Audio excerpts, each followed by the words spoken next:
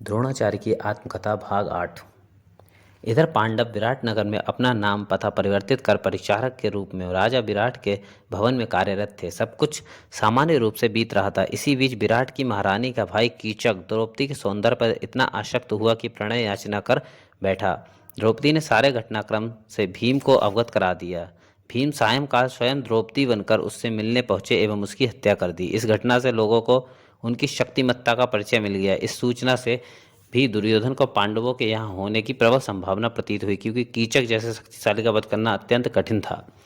सेना द्वारा कौरव सैनिकों की हत्या के बाद राजा विराट काफी चिंतित रहने लगे थे एवं उन्हें हर क्षण यह भय रहता था कि कौरव सेना द्वारा प्रतिशोध लेने की दिशा में उस दिग्विजयी सेना का प्रतिरोध करना असंभव होगा।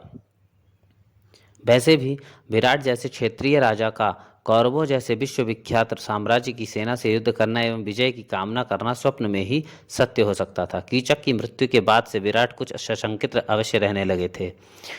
साथ ही अपनी सेना में घटते शक्ति संतुलन को भी समझ रहे थे, क्योंकि कीचक ही उनकी सेना का नायक था। किंतु भीम द्वारा जिस युक्ति से उसका वध किया गया था, उसके आधार पर उन्हें दोषी ठहराया जाना संभव न था। इसी बीच कौरवों के आक्रमण की सूचना प्राप्त हुई। राजकुमार उत्तर के नेतृत्व में सेना युद्ध क्षेत्र की ओर चल दी। किन्नर बने अर्जुन उसका रथ चला रहे थे। युद्ध के मैदान में पहुंचने से पूर्व ही वह रथ से उतरकर भाग निकले। अर्जुन ने उसे पकड़कर बैठा लिया। अब तक 1 वर्ष का समय पूरा हो चुका था।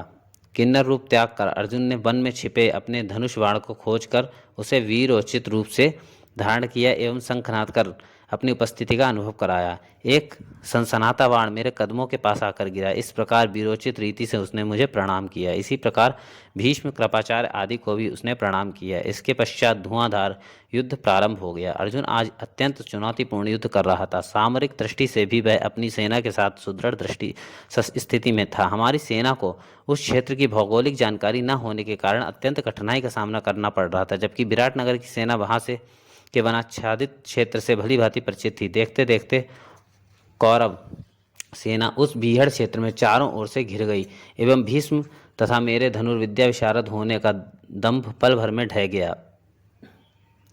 इस एक दिवसीय युद्ध में हमारे सैकड़ों सैनिक वीर गति को प्राप्त हुए। विवश होकर हमारी सेना को वहां से पलायन करना पड़ा। इस युद्ध का प्रत्यक्ष लाभ राजा विराट को मिलना ही था। समस्त देशों में वे पराक्रमी राजा के रूप में विख्यात हो गए। अब पाखंड उनके राजकीय अतिथि के रूप में वहां ठहरे हुए थे।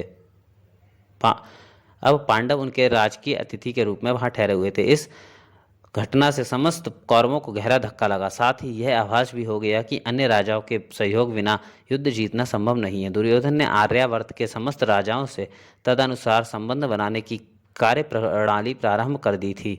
अब पांडव राजनीतिक क्षितिज पर मुख्य प्रतिद्वंदी की भूमिका में पदार्पण कर चुके थे। वे किसी भी क्षण आकर अपना राज्य वापस करने की मांग कर सकते थे। दुर्योधन एवं उसके मित्रों ने किसी भी दशा में राज्य वापस न करने का निश्चय कर लिया था एवं दुर्योधन को अब पांडवों की आगामी योजना का पता जानने की अनिवार्यता थी। किंतु दूसरे राजा के महल की गुप्तचरी करना सहज न था। अतः उसने विराटनगर साम्राज्य के निकटतम संबंधियों की जानकारी प्राप्त की।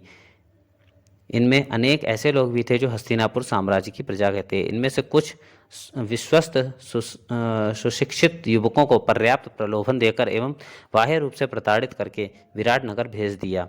इन लोगों ने वहां जाकर राजा को छद्म वेश धारण कर अपनी व्यथा विवरण देकर सहानुभूति प्राप्त कर ली तथा उनके विश्वास पात्र बनकर उनके अंतरंग परिचारकों में स्थान पा गए।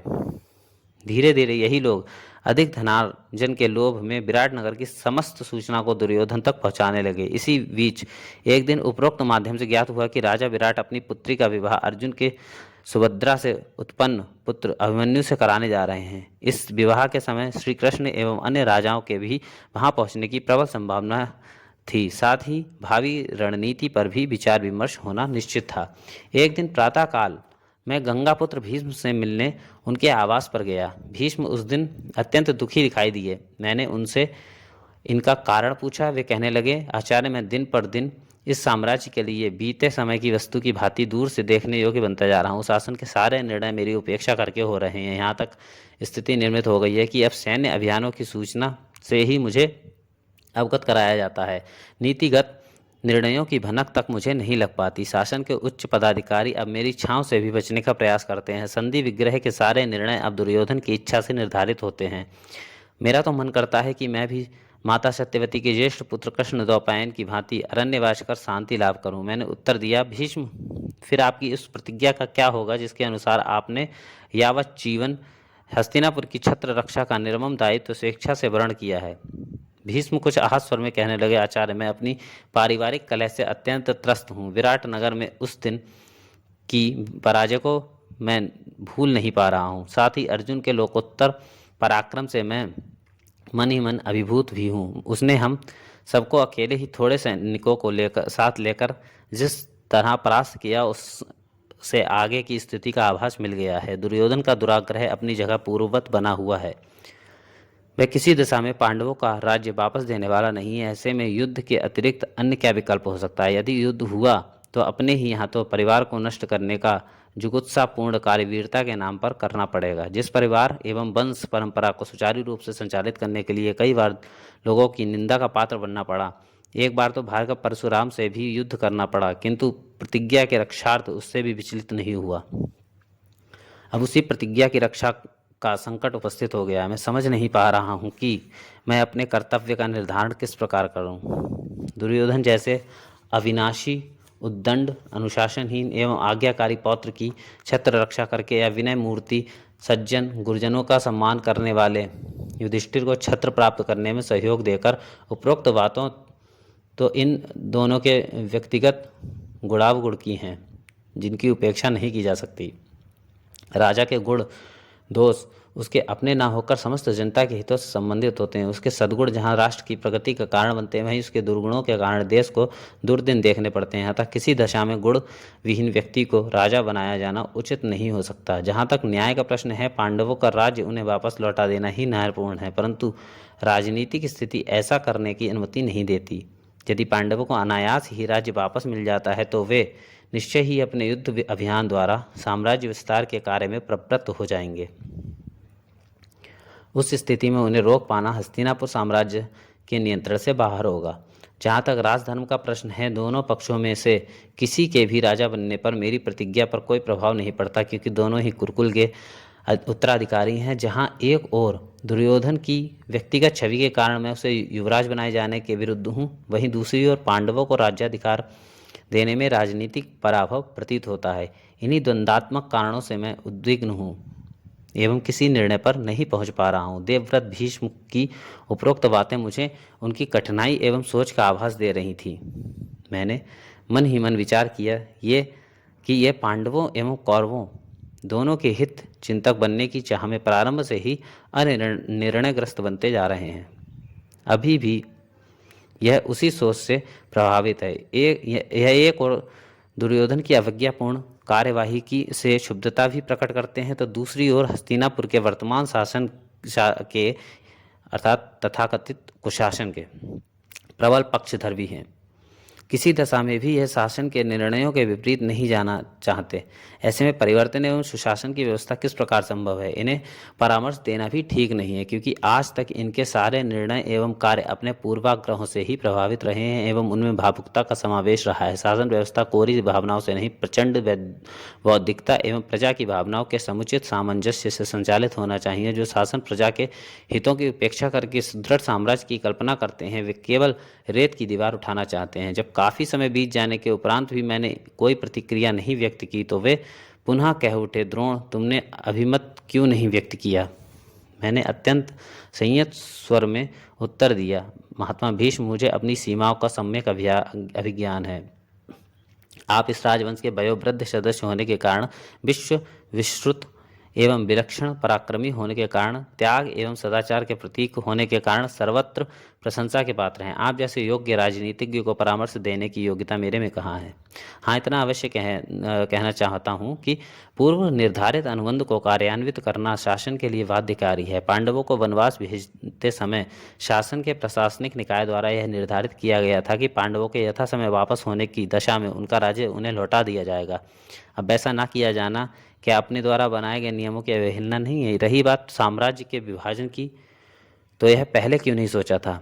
जब उन्हें खांडव वंश क्षेत्र सौंपा गया था। मेरी राय में सूचना भेजकर पांचों भाइयों को यहाँ बुला लेना चाहिए एवं तत्पश्चात उनका राज्य उन्हें सौंप देना चाहिए। अज्ञातवास का समय समाप्त हुए 2 माह से ऊपर का समय बीत चुका है। अब तक शासन की ओर से उन्हें कोई संदेश न भेजना हमारी सत्यनिष्ठा को संदिग्ध बनाता है एवं पांडवों को अपने अनुसार कोई भी निर्णय लेने के लिए नैतिक बल प्रदान करता है। शासन द्वारा प्रायोजित अन्याय अराजकता को जन्म देता है। तब जनता राजा में ईश्वर के स्थान पर राक्षस का दर्शन करने लगती है एवं विधि की अवमानना पर उतर आती है। अतः राजा को स्वयं विधि के पालन पर अक्षरशः ध्यान देना चाहिए। ऐसा न होने की स्थिति में प्रजा से विधि व्यवस्था बनाए रखने की अपेक्षा किस प्रकार की जा सकती है। यदि आप ऐसा सोचते हैं कि युधिष्ठिर को अपने भाइयों से ही स्वयं यहाँ आकर अपने राज्य की मांग करनी चाहिए थी, युधिष्ठिर कदाचित ऐसा करने की सोच भी सकते थे, किंतु हमारी सेना द्वारा विराट नगर पर आक्रमण की घटना ने उन्हें ऐसा करने से रोक दिया एवं निश्चय ही एक अनिष्टकर संकेत दिया। इसके बाद भी वे स्वजनों की भांति यहाँ चले आएंगे, ऐसी धारणा सर्वथा निर्मूल है।